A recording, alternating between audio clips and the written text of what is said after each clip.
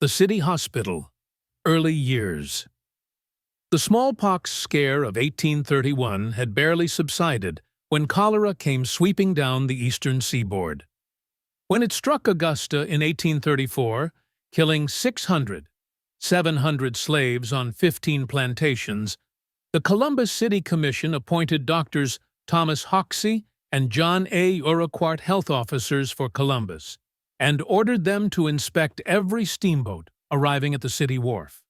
In March, the commission gave the physicians the authority to order the marshal to remove any suspect boat from the wharf immediately. The commissioners also appointed a new board of health and gave its members responsibility for making certain the streets were clean and that all residents and businesses adhered to good sanitary practices. Nothing, however, could keep the smallpox out of the city, and in 1836, the same year the townspeople were engaged in a local war with the Creek Indians in Alabama, it struck with a vengeance.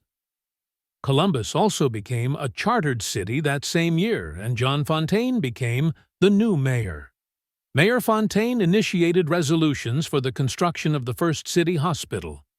The site the hospital committee selected for the new structure was on the South Commons, across from the racetrack and near Mary Freeman Landing on the Chattahoochee River.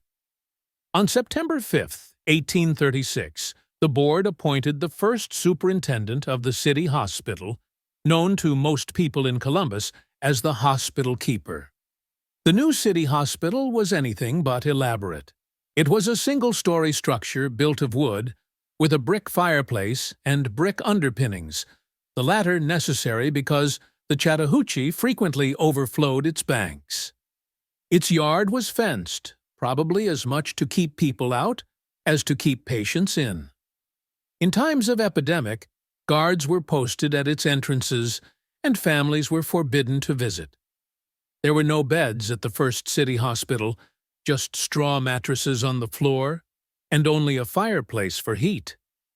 The unhealthy conditions explained why people who were not indigent preferred being treated at home. Only paupers and persons with highly contagious diseases were confined in early hospitals, which the public universally called pest houses. The new building was also intended exclusively for whites.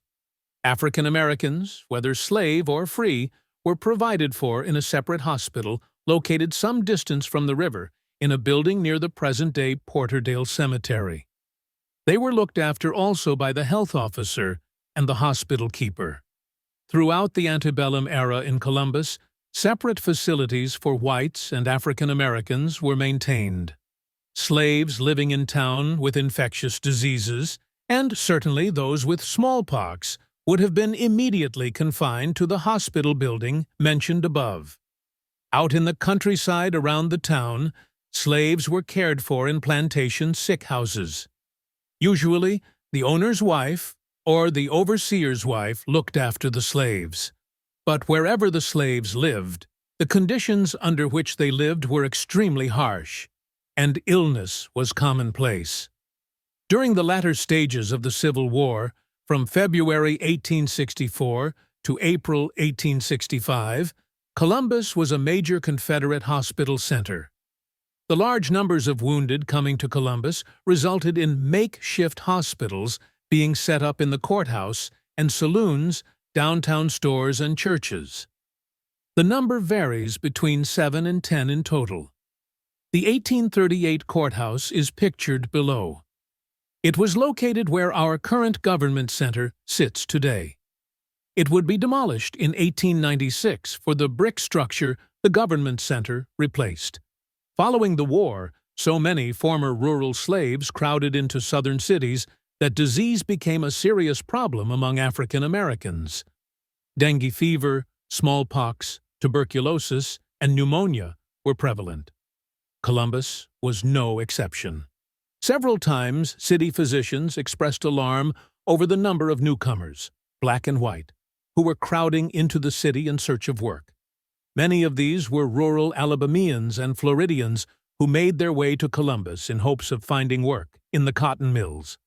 Smallpox was still a huge issue in Columbus, even requiring an ordinance by City Council in 1867. Where there is smallpox in any house within the city limits, the occupant of such house shall be required to display a red flag in a conspicuous position. The hospital averaged between 40 and 50 inpatients a year during the 1870s and 1880s, although the city physicians saw hundreds of indigent patients each year who did not require hospitalization. Upkeep of the wooden structures at the main hospital and the hospital building for African Americans was a constant problem. The hospital committee made a pitch every year for a new facility due to the poor conditions of the existing one and the drainage issues of South Commons. In 1892, the hospital committee, composed of J.F. Clegg, J.A. Curvin, and E.J. Rankin, reported to City Council that the old hospital was past substantial repairs and was a disgrace to the city.